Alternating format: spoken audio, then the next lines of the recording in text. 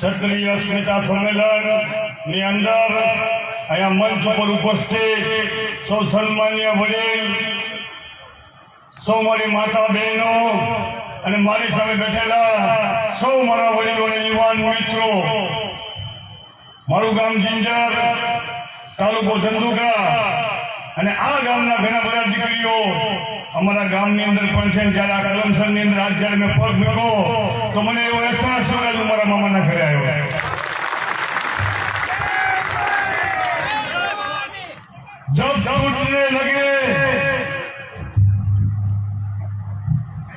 जब टूटने लगे हौसला तो ये याद रखना कि बिना मेहनत हासिल तक तो ताज नहीं होते.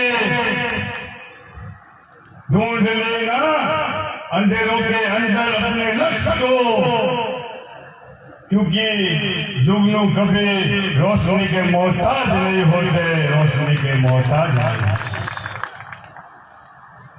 समग्र गुजरात के अंदर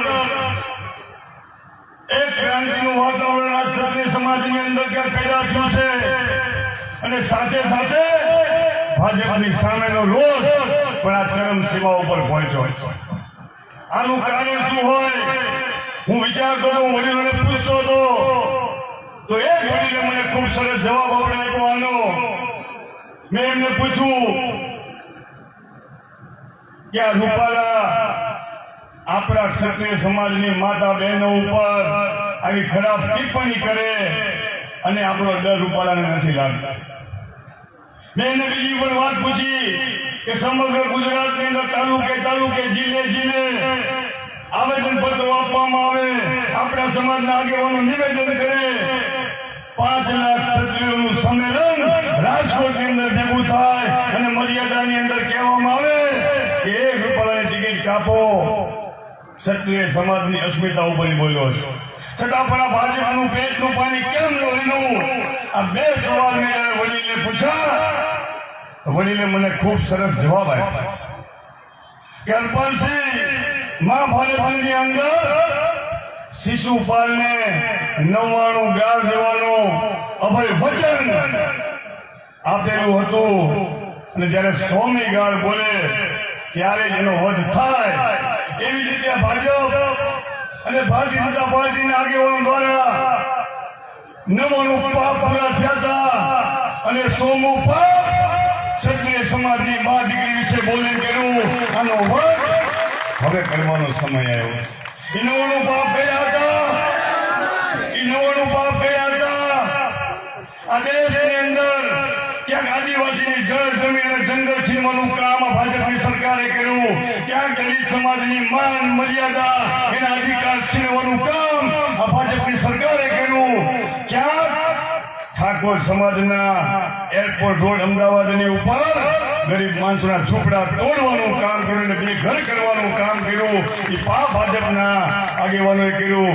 ક્યાંક પાટીદાર એની વાત, એના અધિકારની વાત કરતો હોય, એ યોગ્ય હોય કે ન હોય, પણ એના દીકરા 14 દીકરાઓને શહીદ કરવાનું, ગોળી છાતીમાં મારવાનું કામ આ ભાજપના આગેવાનોએ પાપ કર્યું. ક્યાંક હજારો વિદ્યાર્થીઓની જેમ વાત થઈ, પેપર નથી ફોડ્યા, એમના ભવિષ્ય ફોડ્યા છે. આવા 99 પાપ ભેગા થયા અને આ 100મું પાપ એ પરસોત્તમ રૂપાલાએ રાજકોટની ધરતી ઉપર કર્યું અને 100મું પાપ કર્યું. આજ મને વિશ્વાસ છે કે શાસ્ત્રોની અંદર આપણે વાંચતા હતા કે જ્યારે આ પૃથ્વી ઉપર પાપનો ભાર વધશે તેથી ભગવાન ક્ષત્રિયના પેટમાંથી જન્મ લેશે. અને આજ આ વાત સાબિત થઈ છે કે આ ભાજપનો 100 પાપ પૂરા થયા અને ક્યાંક ને ક્યાંક આ આંદોલનની અંદર પુરુષો કરતા પણ વધુ મારી માતા બહેનો 2 ડગલું આગળ વધી ગઈ. આ ભગવાન એમની અંદર વસો અને આપણને પણ આંદોલન કરવા માટે જો કોઈ મજબૂર કર્યા હોય તો આપણી માતા બહેનોએ મજબૂર કર્યા છે. આપને વંદન છે. હું આપને કહેવા માંગુ છું કે આ કાંઠાનો વિસ્તાર જે અમે ભારતની ધરતી ઉપરથી આવી છે, એમાં કાંઠાનો વિસ્તાર, કાંઠાના વિસ્તારની અંદર 7મી તારીખે ભાજપને કાંઠું પાડી દેવાનું કામ આ કાંઠાના વિસ્તારના લોકો કરશે.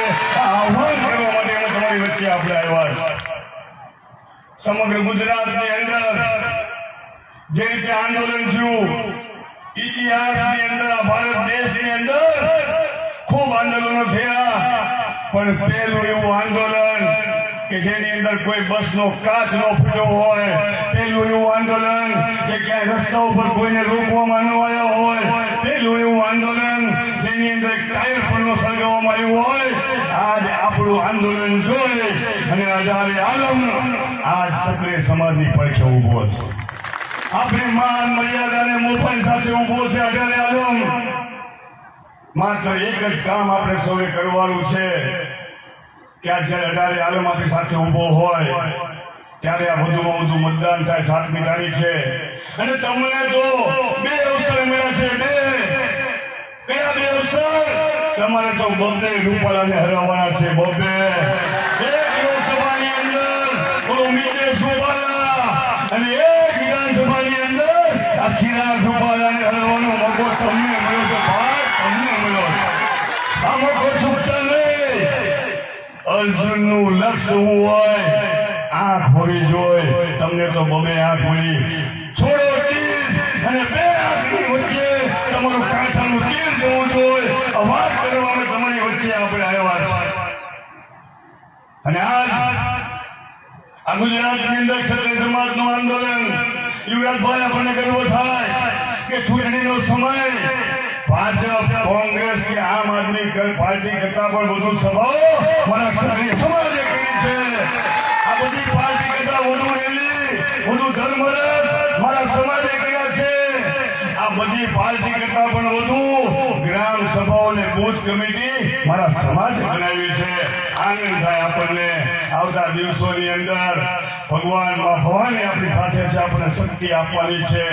અને આ આપણું આંદોલન જોઈ અને ભાજપ વાળાના પગ નીચેથી ધરતી થતી જાય છે. રાહુલ ગાંધીએ એક નિવેદન કર્યું, મને પણ દુઃખ લાગ્યું, પણ મને એવું હતું કે આ ભાજપ વાળા બહુ ધ્યાન નહીં આપ્યા. કે 5 લાખ રાજપૂતો રાજકોટની અંદર ભેગા થાય, સમગ્ર ગુજરાતમાંથી એક અવાજ નીકળતો હોય કે જે રૂપાલા આપણી મા દીકરી વિશે બોલ્યો એની વાત નરેન્દ્ર મોદી કે અમિત શાહના કાન સુધી નહોતી પહોંચી. રાહુલની વાત શું પહોંચી? ત્યાં તો રાહુલ ગાંધીએ સ્ટેટમેન્ટ આપ્યું કે આ તો આમની અંદર અગ્નિ જ્વાળા ઉઠી, ક્ષત્રિયો ઉપર પ્રેમ ઉમટી પડ્યો. ટ્વિટર ઉપર ને ટીવી મીડિયામાં સીઆર પાર્ટીને આવી ગયા કે ક્ષત્રિયો વિશે બહુ ખરાબ બોલ્યો. જરા બાપ તમારો રૂપાલા હું બોલ્યો એટલે વાત કરો. છોતરા કાઢી નાખવાના છે બુથની અંદર, ભૂલતા નહીં. છોતરા કાઢવા એટલા માટે કાઢવાના છે આવતા 100 વર્ષની અંદર માત્ર ક્ષત્રિય ઉપર નહીં પણ અઢારે આલમની મા દીકરી ઉપર, અઢારે આલમના સમાજ ઉપર, માત્ર ભાજપ નહીં કોઈ પણ પાર્ટીનો નેતા બોલતા પહેલા 100 વાર વિચાર કરી લેવો જોઈએ. આ દાખલો આપણે આપવાનો છે, આમને આપણે ચમત્કાર આપવાનો છે. ચમત્કાર વગર નમસ્કાર નહીં. આ સાબિત આપણે આ વખતે 7મી તારીખે કરવાનું છે. ક્ષત્રિય સમાજનું આંદોલન જે રીતે ચાલ્યું, હવે આજ કે હિન્દુ મુસ્લિમની વાત કરવા લાગી ગયા છે ભાજપ વાળા. વિકાસની વાતો સાઈડમાં મૂકી દીધી. અને હું તમને કહેવા માંગુ છું કે હિન્દુ મુસ્લિમની વાત ન કરતા અમે ગર્વથી કહેવી છીએ કે હા મેં હિન્દુ હું, હા મેં હિન્દુ હું, लेकिन मैं खतरे में नहीं हूँ क्योंकि मैं भारत का हिंदू हूँ, भाजपा का हिंदू नहीं हूँ. તાકાતથી આપણે કહેવાનું.